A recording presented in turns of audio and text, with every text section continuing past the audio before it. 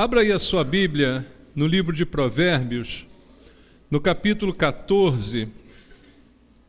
Vamos ler somente o versículo 14, Provérbios 14, 14.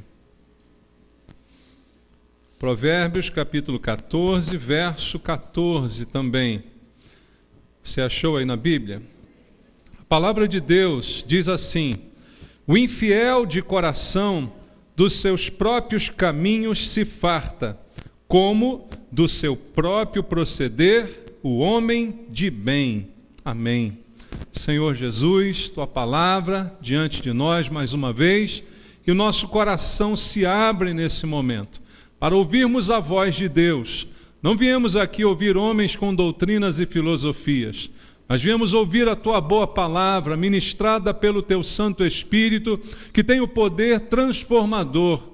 E é isso que nós precisamos, ser transformados pela Tua palavra, ensinados, doutrinados, dirigidos por ela, Pai, para que o nosso procedimento seja agradável aos Teus olhos. Meu Deus, fala conosco essa manhã, ministra a Tua palavra, muda a direção da nossa vida, conserta os nossos erros por ela, Pai. É o que eu te peço, entregando a minha vida a Ti, clamando pela Tua unção, Tua graça, Tua misericórdia sobre mim, o poder do Espírito Santo, para que eu seja bênção em Tuas mãos, instrumento Teu, para levar a palavra pura, não contaminada a cada um dos meus irmãos. É isso que te peço, em nome de Jesus. Amém. Graças a Deus. Podem sentar, queridos. Diz a Bíblia, nesse provérbio, um texto de sabedoria que traz ensinamento para a nossa vida. Esse é o objetivo do livro de Provérbios, uma coleção de pensamentos, de sabedoria, para direcionar a vida prática de cada um. E nesse versículo, na versão revista e atualizada que eu estou lendo aqui para os irmãos, diz que o infiel de coração dos seus próprios caminhos se farta, se enche, se enfada, nos próprios caminhos de infidelidade do seu coração.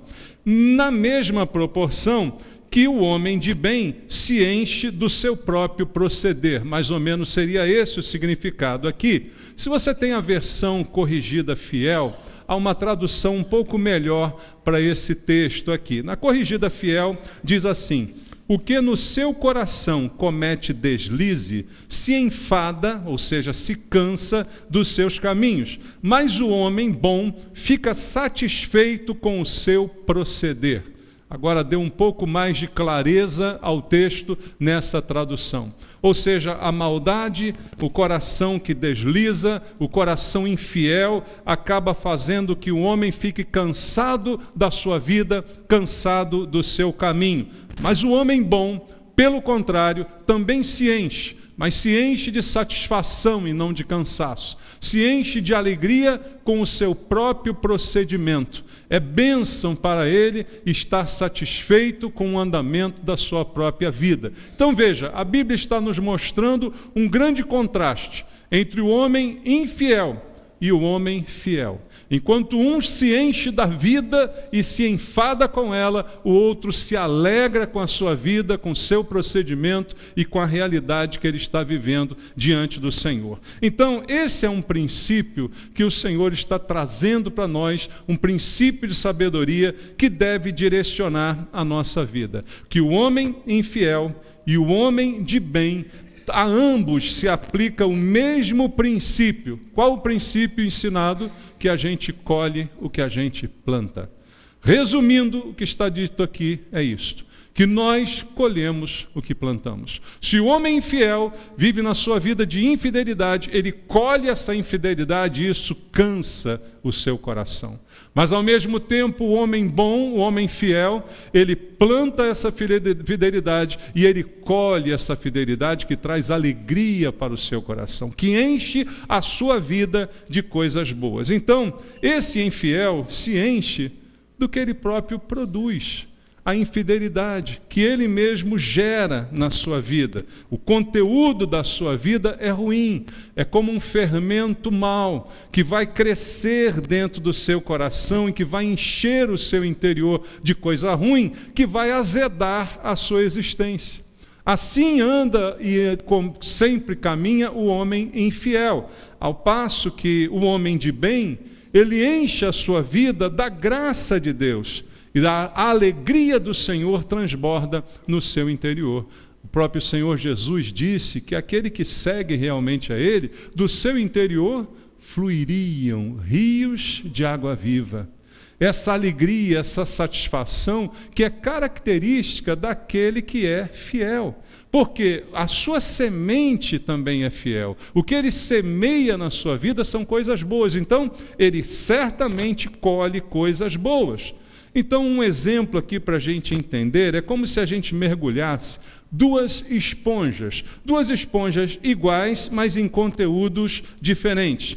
Uma esponja você mergulha em água imunda, outra esponja você mergulha em água limpa. Ambas vão se encher, concorda? Mas de que elas se encherão? Do conteúdo em que foram mergulhadas. A esponja mergulhada em água limpa se encherá dessa água limpa, mas a esponja mergulhada em água imunda se encherá de imundície. Assim, a consequência da vida que nós levamos. Aonde eu tenho mergulhado a minha vida? Nos rios de água viva que o Senhor promete vão fluir do meu interior, e que são água limpa, cristalina, boa, cheia de coisas boas? Ou eu tenho mergulhado a minha vida em coisas imundas, sujas? Certamente ficarei impregnado com elas e vou exalar também essas coisas. Então a gente vai colher aquilo que nós estamos plantando. As duas ficarão cheias, cada uma do conteúdo em que foram mergulhadas. É assim também, irmãos, um coração errante.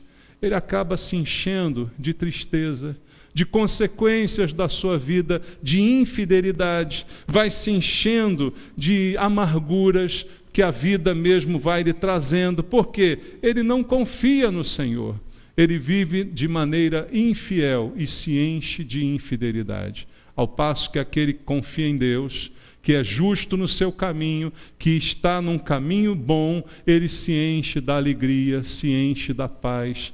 Nós somos cheios, irmãos, daquilo que nós mesmos semeamos com o nosso viver. Esse provérbio traz para nós essa lição. O que é que nós temos semeado para a nossa própria vida? É isso que tem enchido a nossa vida e é isso que tem exalado de nós. Aquilo que nós semeamos no nosso caminhar. E isso é para nos chamar a atenção. O objetivo do livro de Provérbios não é trazer palavras bonitas, mas trazer palavras que façam a gente pensar. Que cada provérbio faça a gente refletir no ensinamento de Deus para nós, para mudar o comportamento. Não adianta eu olhar isso aqui e continuar a ser um homem infiel de coração. Não adianta eu ver a palavra de Deus me alertando desse perigo, que eu serei cheio e cansado do caminho que eu mesmo escolhi, se eu não decido assumir uma nova direção, para também aproveitar os benefícios dessa mudança na minha própria vida. E aqui o termo que é usado por Salomão em Provérbios é o infiel de coração. Aqui na versão corrigida fiel, ela mostra assim: o que no seu coração comete deslize, um coração deslizante, que não é firme, um homem que é infiel dentro do seu coração.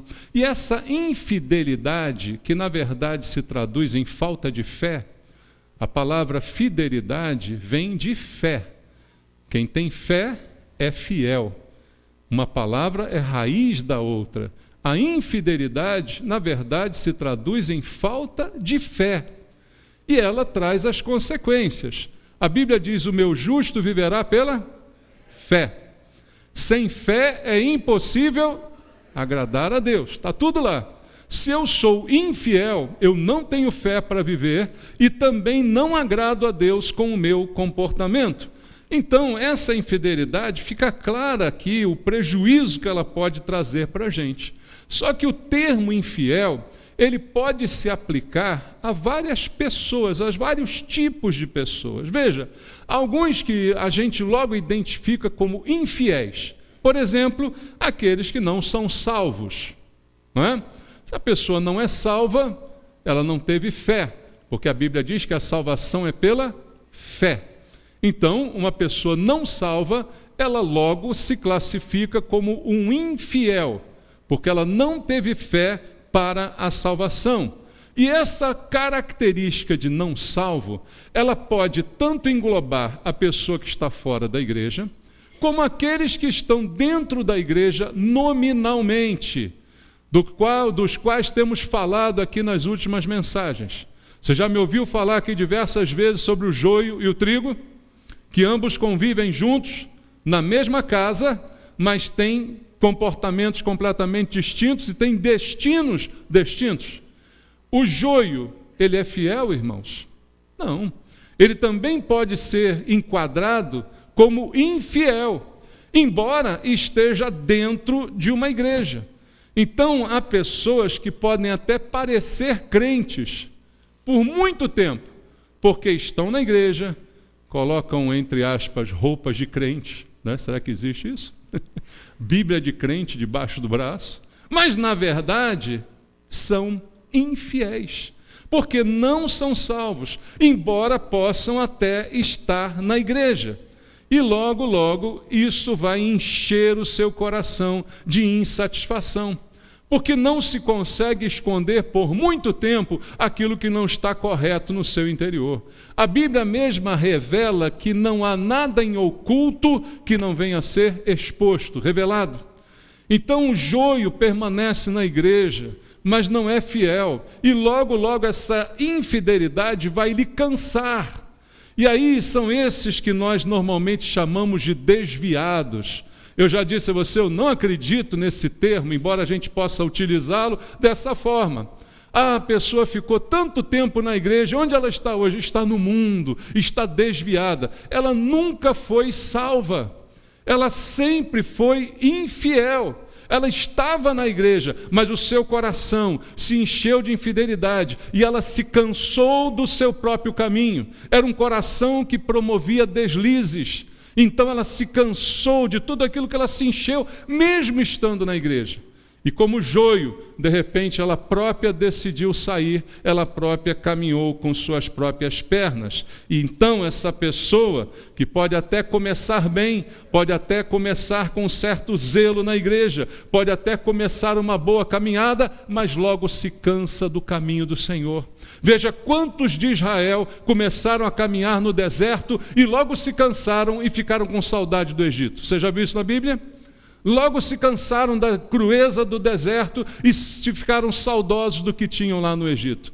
E queriam voltar atrás. Muitos na igreja começam assim, começam até a caminhar bem, mas de repente se enchem dessa vida que não se traduz em realidade, de um coração que é infiel e que está sob uma capa de fidelidade, e mais cedo ou mais tarde isso se revela, e aí essa pessoa volta ao Egito. E o seu final é muito pior do que o seu começo. Mas não quer dizer que ela se desviou, quer dizer que ela nunca de fato foi uma pessoa de fé. E alguns exemplos nós podemos dar. Veja, o mais famoso de todos talvez seja Judas Iscariotes. Judas Iscariotes, ele era um crente, professo. Ele andava junto com Jesus, era discípulo, ele teve cargo no ministério de Jesus, o cargo dele era apóstolo, e ele tinha um cargo administrativo. Quem sabe o cargo administrativo de Judas? Quê? Tesoureiro, então bem na escola bíblica aí. Ele era tesoureiro do ministério de Jesus, era o cargo de apóstolo, e ele vai terminar os seus dias como filho da perdição. Porque, na verdade, ele andou com Jesus, mas ele nunca teve uma fé genuína, ele nunca teve um coração fiel a Deus. Seu coração cometia deslizes a todo momento.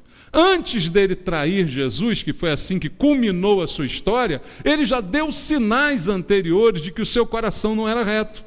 Veja, quando ele se preocupa com o dinheiro desperdiçado, né, com aquele perfume precioso que a mulher estragou na sua visão, gastou à toa com Jesus, ele disse, isso podia ser dado aos pobres. Ele já ali mostrava o seu coração vacilante, deslizante. Já naquele momento ele mostrava-se uma pessoa sem fé. Já naquele momento ele se mostrava um infiel. Então Judas não é alguém que era crente e se desviou. Judas foi alguém que nunca creu em Jesus como de fato deveria crer, e foi por isso que ele o entregou. Porque Jesus para ele era uma decepção. Ele esperava um líder que viesse libertar Israel nesse mundo, e não um líder espiritual que viesse libertar o homem da escravidão do pecado e não da escravidão dos romanos. Judas nunca viu Jesus como ele seria. Então ele é um homem infiel, e ele se cansou de tanta infidelidade, até que ele culmina fazendo o seu mal maior, pelo qual ficou marcado e conhecido na história. Irmãos, a história de Judas, ela se repete muitas vezes no meio da igreja. Por isso que nós não dizemos aqui quem é salvo e quem não é salvo, isso cabe a Deus. Mas uma coisa eu sei, o salvo não se desvia. O verdadeiro crente não deixa de crer. O que acontece é que a pessoa não é crente, mas ela tem ministério, ela tem cargo, ela tem posição, ela dá palpite, ela faz um monte de coisa na igreja, mas na verdade o seu coração não está fiel diante de Deus, e aquilo que ele semeia, certamente ele colherá. Então hoje nós temos Judas diácono, Judas presbítero, Judas pastor, Judas pregador, missionário, bispo. Tem Judas de tudo que é tipo, irmãos. Mas é questão de tempo que aquilo que está oculto seja revelado. Jesus mesmo disse que não tiraria o joio do meio do trigo, e não mandou que nós o fizéssemos. Pelo contrário, ele disse, no final é que vão ser revelados. No final é que as coisas serão separadas. No final é que tudo que está oculto será revelado. Então não existe essa coisa de desviado. Mas o infiel pode muito bem ser representado por uma pessoa assim, que ele permanece anos na sua função, mas mais cedo ou mais tarde manifesta o seu cansaço. Mais cedo ou mais tarde o pecado cai sobre a sua cabeça. E a árvore que ele plantou, ele vai comer dos seus frutos. Porque, na verdade, vivia uma vida falsa. E para esses o Evangelho chega um momento que cansa. E muitas vezes nós temos pessoas hoje, fora da igreja, a gente pode encontrar alguns que a gente diz estão desviados, mas hoje tem um novo termo, são os desigrejados. Você já ouviu isso? Os desigrejados são aqueles que não admitem que estão desviados, até porque não existem desviados, como eu disse, mas se acham crentes, só que não estão frequentando uma igreja, porque foram decepcionados, porque brigaram com o pastor, brigaram com o diácono, tiveram a decepção com o irmão, porque o irmão o traiu, porque isso e outro aconteceu, então a pessoa se torna um desigrejado.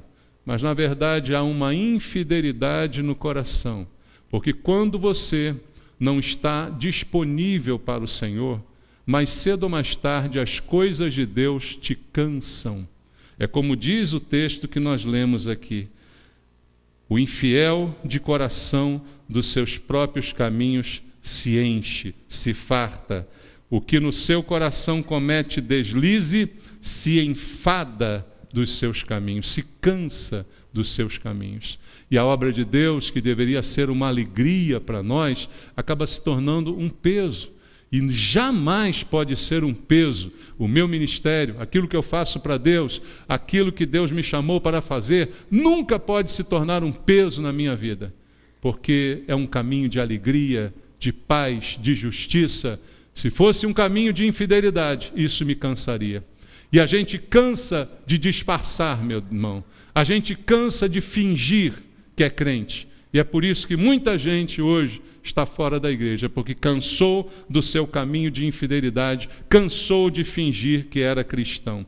E essas pessoas normalmente voltam a pecados flagrantes, que aparentemente já teriam abandonado. Cometem descuidos após descuidos, e aí isso também pode incluir o próprio salvo, aquele que é fiel a Deus, mas está sujeito a momentos de infidelidade, está sujeito a deslizes que vão causar o mesmo efeito. O que você semear, você vai colher. O que o homem semear, o homem ceifará. Sendo salvo ou não salvo, o princípio é o mesmo para todo mundo, porque é um princípio universal. Então, se um homem de Deus, um homem fiel, comete deslizes, volta a pecados que já havia abandonado, certamente sofrerá as suas consequências. Um exemplo claro na Bíblia é Davi. Davi, um homem segundo o coração de Deus, cometeu pecados. E esse pecado o levou a lamentar muito sobre a sua vida e a dor que ele estava sentindo. Mas, quando isso acontece, mesmo na vida de um homem salvo, por isso a Bíblia alerta e alerta bastante. Quem pensa estar de pé, cuide para que não caia. Há uma responsabilidade que é nossa em relação à nossa própria vida. Veja, o exemplo de Davi é interessante, porque mesmo sendo um homem segundo o coração de Deus, comete pecados, e pecados que a gente considera graves, se bem que não existe essa diferenciação. Somos nós que às vezes fazemos isso. Mas ele vai cometer adultério e ele vai indiretamente cometer assassinato. Você já viu isso na Bíblia sobre Davi? Foi isso que ele fez de uma tacada só com aquele seu relacionamento com aquela mulher. Ele, além do adultério, programa a morte do marido dela. Então ele vai também cometer assassinato. E ele vai passar por uma experiência amarga diante de Deus. E ninguém está livre disso. Mesmo os salvos estão sujeitos a cometerem erros dessa maneira. Mas sabe uma coisa que acontece? Mesmo depois de restaurado, você nunca mais é o mesmo. Isso, irmãos, é uma realidade. É como um vaso bonito que se quebra. Você pode colar o vaso de novo, né? Hoje tem cola boa, super bonder, né? Você vai, cola o vaso bonitinho, você olha assim, até parece, mas quando você chega perto, você vê que a marca da cola está ali. Nunca mais fica a mesma coisa. Davi teve esse momento, mas nunca mais Davi deixou de ser lembrado. Até hoje estou falando dele aqui, ó. Você vê que o pecado dele não foi esquecido. Foi esquecido por Deus, sim. Foi perdoado por Deus, foi lavado completamente, ele foi salvo. Mas nós não esquecemos, aquela marca fica. Por isso, o cuidado que cada um de nós deve ter para não sermos nós infiéis de coração, mesmo que momentaneamente, porque certamente consequências isso trará para a nossa vida, porque o princípio é o que o homem semear, ele ceifará. Então a palavra de Deus é uma palavra de alerta para a gente. Veja, ossos que a gente quebra, você sabe que eles não ficam de novo a mesma coisa, irmãos? Você já quebrou um osso aí? Quem já quebrou um osso? Eu já quebrei o braço quando era pequeno 3 vezes. Quebrei 2 vezes esse, 1 vez esse. Esse aqui chega no ombro, esse aqui não chega mais. Está vendo aqui? Esse eu toco no ombro, esse aqui eu não toco. Quebrou 2 vezes. Eu quebrei a clavícula andando de bicicleta aqui. Aqui tem um buraco aqui. Está até hoje aqui o buraco. Os ossos ficou assim, um em cima do outro. Você quebrou alguma coisa? Quando você morrer, for examinar os seus ossos, dá para ver aonde você quebrou. Porque não calcifica sem deixar uma marca. A marca fica ali. E Davi, quando passou por essa crise terrível, ele chega a dizer no Salmo número 31, vamos ler aqui rapidinho, o Salmo número 31, no versículo número 10, olha a declaração que faz Davi aqui. Gasta-se a minha vida na tristeza, e os meus anos em gemidos, debilita-se a minha força por causa da minha iniquidade, e os meus ossos se consomem. Ele diz que ele tem dor nos ossos, ele diz que isso faz mal aos ossos. Veja, um erro nosso, um pecado que a gente comete, ele pode trazer traumas, ele pode trazer consequências, ele pode deixar marcas na nossa vida, que algumas não serão apagadas. Mesmo que apagadas por Deus diante dos homens, ainda serão lembradas. Queridos, e isso faz o osso doer, isso traz desconforto, isso traz esse cansaço. Davi está relatando aqui todo o seu cansaço, com aquela infidelidade, com que aquilo trouxe para ele. Veja, então, o infiel de coração pode ser um infiel longe de Deus, mas pode ser um momento de infidelidade nossa. Mas o efeito vai ser o mesmo. Vai se encher a nossa vida de tristeza, encher a nossa vida de cansaço, vai se tornar enfadonha a nossa existência diante de Deus.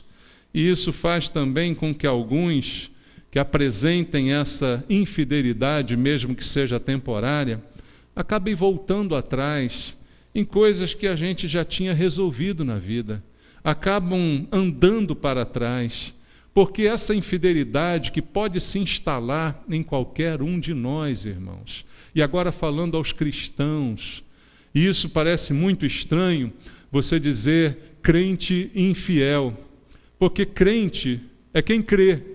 Quem crê tem fé, e a fidelidade vem da fé. Então, como é que eu posso ter fé e ao mesmo tempo ser infiel? Parece uma coisa contraditória demais, não é, irmãos? Mas ela acontece, e a gente não está livre dela, dessa infidelidade que chega e quer se instalar, e faz com que a gente vá sofrendo um esfriamento, que não é o desvio, como eu falei para você no início, mas é um esfriamento. E isso é tão sério que Jesus falou disso lá nas suas cartas às igrejas no Apocalipse. Ele disse, você não é frio nem quente, você está num processo de mornidão, eu estou a ponto de vomitar você da minha boca. Ele falou que a igreja em Éfeso já não tinha mais o primeiro amor, porque tinha esfriado. E o que faz a gente esfriar, queridos? Isso eu gostaria que você prestasse muita atenção. A gente às vezes atribui nosso esfriamento a fatores externos. Por que você está frio? Ah, porque a igreja é fria. Sabe, eu estou na igreja sorveteriana, não tem gente que fala assim, né? A igreja é fria, aí por isso eu fiquei frio. Ah, o pastor lá é frio. Ah, os irmãos são frios, aí eu fiquei frio. Irmãos, o que faz alguém esfriar não é o comportamento dos outros, mas é o seu próprio comportamento. É a sua atitude que produz o esfriamento. E muitos desses esfriamentos vêm de momentos de infidelidade, que são acumulados ao longo da nossa vida. E isso faz com que a gente já não creia com a mesma firmeza que a gente tinha antes. Que a gente não ame com a mesma intensidade que a gente amava antes. Por isso o primeiro amor falado na Bíblia. Porque o primeiro amor era mais intenso, era mais sincero, era mais voluntário, era mais espontâneo. Nós já fomos pessoas muito mais espontâneas no nosso relacionamento com Deus, porque o amávamos de uma maneira muito mais exposta, liberal, não tínhamos vergonha de ninguém, não tínhamos vergonha de nada, declarávamos o nosso amor a Jesus. Mas de repente vem essas infidelidades pequenas que começam a permear a nossa vida, e a gente já não crê como antes, já não ama como antes, já não serve como antes. Continua servindo, mas já não é como antes.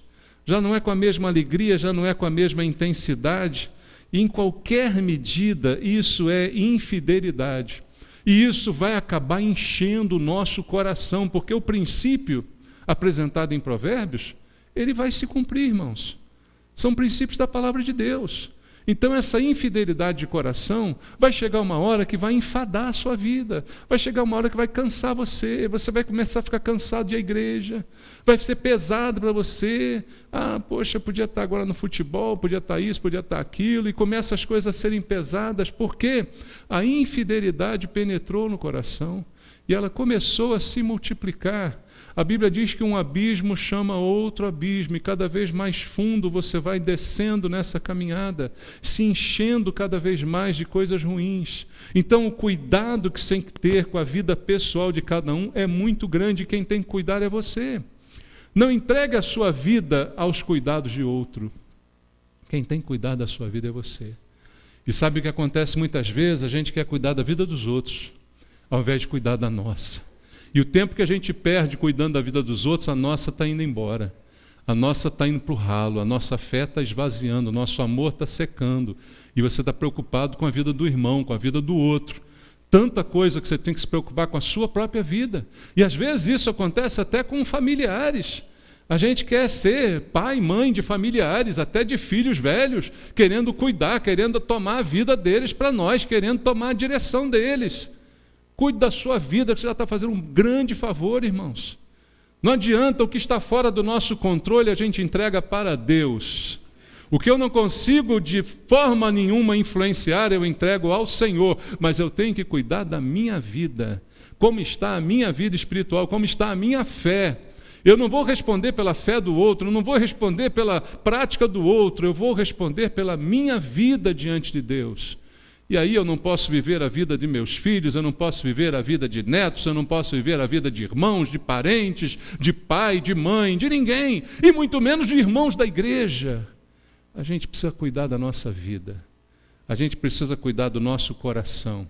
A Bíblia diz sobre tudo que se deve guardar, guarda o teu coração. Por que é tão importante? Acima de tudo, eu tenho que guardar tanta coisa, eu tenho que guardar minha vida profissional, eu tenho que guardar meu conhecimento, eu tenho que crescer na faculdade, eu tenho que me formar, eu tenho que guardar isso, eu tenho que guardar meus filhos, tenho que guardar meus parentes. Acima de tudo, guarda o teu coração. Você não está sendo egoísta quando você obedece a Deus. Deus está falando, antes de guardar seu filho, guarda o seu coração. Antes de guardar sua avó, sua mãe, guarda o seu coração.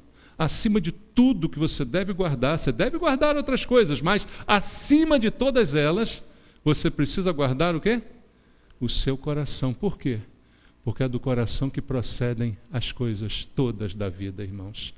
As coisas boas, as coisas ruins, os males, tudo provém do coração. Se eu não guardar o coração, as coisas vão se manifestar mais cedo ou mais tarde. E eu serei mais uma dessas pessoas cansadas, enfadadas, fartas dessas coisas. E cada pequena recaída minha vai ser mais uma pequena tristeza acumulada onde? No meu coração. E cada vez que eu caio, cada vez que eu vejo uma infidelidade, mais eu me culpo, mais eu me peso, mais eu guardo no meu coração uma tristeza, e um abismo vai chamando o outro, e de repente você se torna um cristão apagado, um cristão em frangalhos, um cristão que não tem utilidade, porque nem a você próprio você consegue ajudar, que dirá ajudar os outros. Cuide da sua vida espiritual. Cuide do seu coração. Não deixe seu coração se tornar um coração infiel. Não deixe que você seja uma pessoa deslizante, que comete deslizes a toda hora. Guarda o teu coração sobre tudo que você puder guardar. A vida cristã é como subir uma montanha coberta de neve. Você já teve essa experiência? É difícil, é cuidadoso, e você deve fincar bem os pés a cada passo. Porque senão, irmãos, aquilo vira um tobogã. Você já levou um tombo na neve? Eu já levei um, que eu caí de costa assim, com o pulmão para cima, puxando o ar. Não foi na neve, foi no gelo.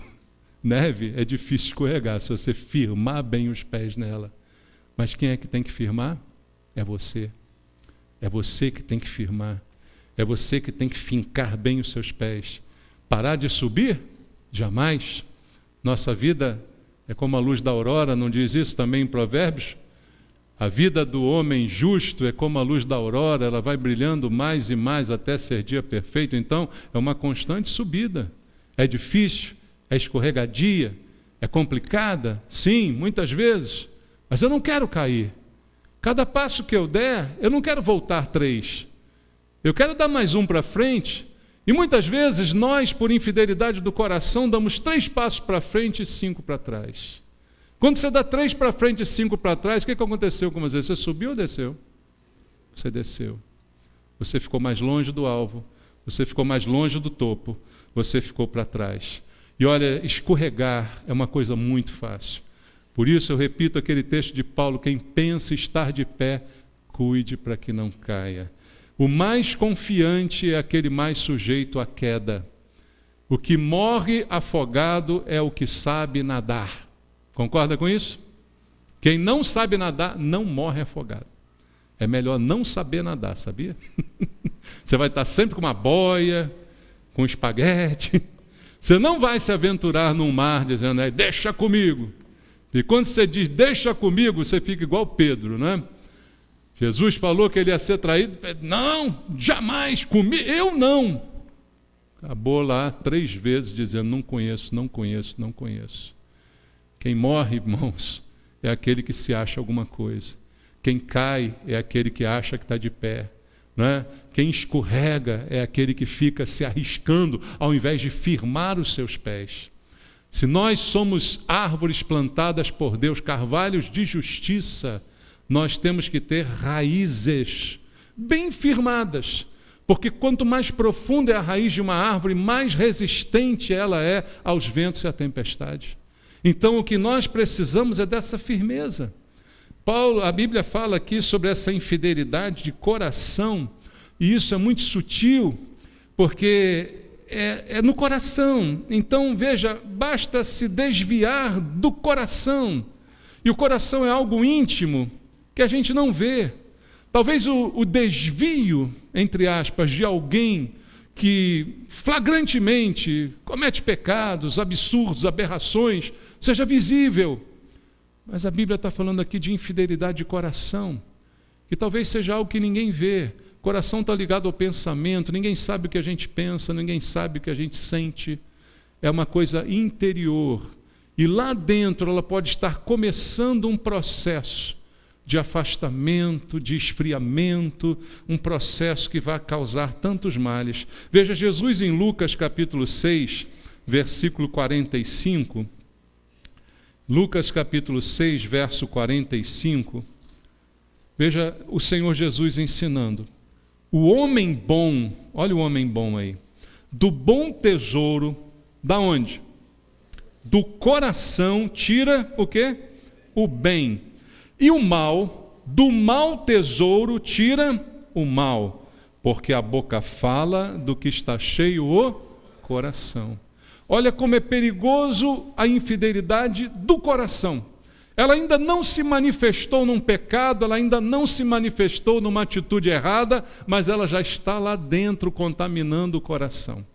E quando o homem bom tira coisas boas do seu coração, o homem mau tira o quê?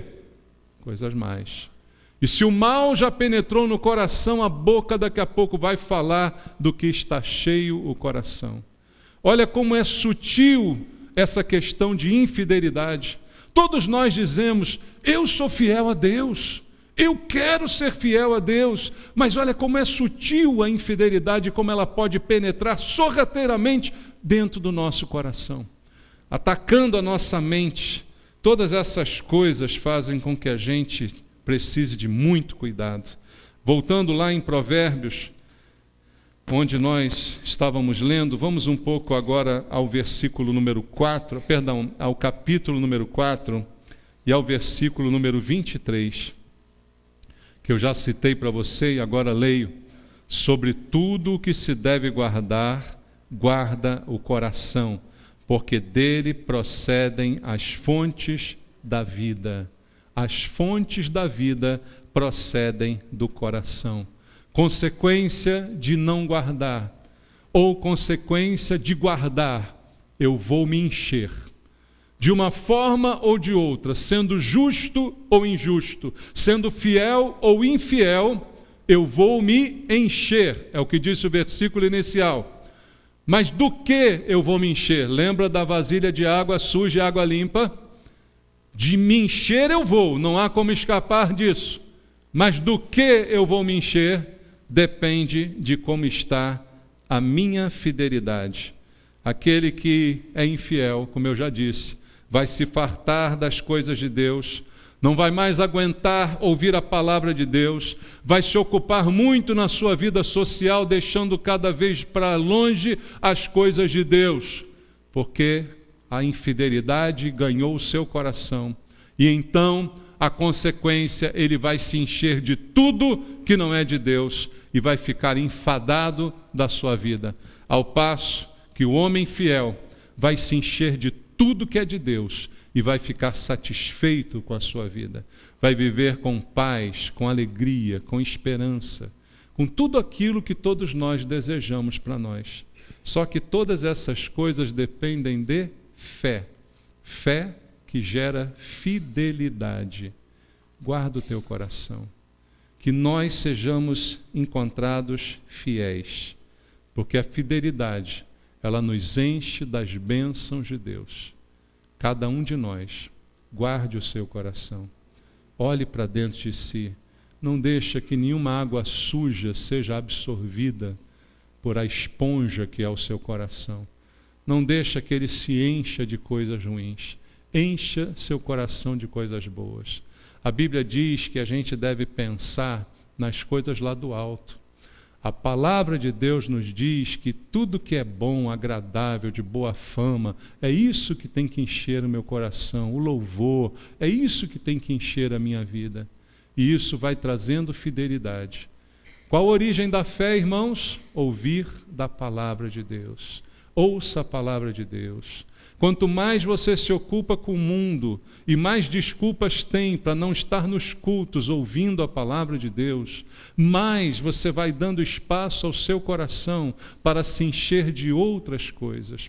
Se o elemento gerador da fé é a audição da palavra de Deus, eu tenho que priorizar isso na minha vida, todos nós, porque precisamos como necessidade para que a gente combata a falta de fé no mundo, para que a gente combata a infidelidade que está sendo gerada no mundo.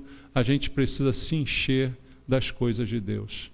E aí a nossa vida vai multiplicar isso, porque o que eu semeio, eu vou colher. O que você quer colher para a sua vida? Faça hoje a escolha da semente que você vai plantar, porque o que você semear, você vai colher. Amém? Vamos orar a Deus. A gente vai participar agora da ceia do Senhor. E a ceia do Senhor é para que todos aqueles que são cristãos possam participar. Mas como diz a Bíblia, não sem antes examinar o próprio coração. E aqui estamos nós, Senhor, examinando o nosso coração, refletindo o que tem enchido a minha vida, do que está cheio o meu coração, pois a minha boca certamente falará daquilo que meu coração está cheio. Pai Santo, há fidelidade em nós. Senhor, se há algum caminho mau, como disse Davi, vê se há em mim um caminho mau. Vê, Senhor, e me ajuda a trilhar o caminho eterno. Me ajuda a viver na fidelidade. Eu preciso do Senhor.